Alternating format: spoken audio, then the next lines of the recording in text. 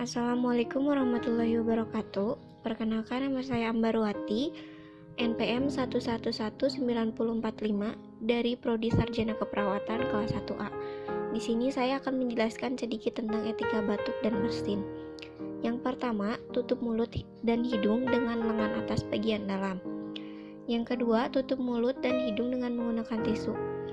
Tisu tersebut dibuang ke tempat sampah dan kemudian cucilah tangan dengan menggunakan sabun dengan 6 langkah cuci tangan. Dan selalu gunakan masker untuk mencegah penularan. Sekian yang dapat saya sampaikan. Wassalamualaikum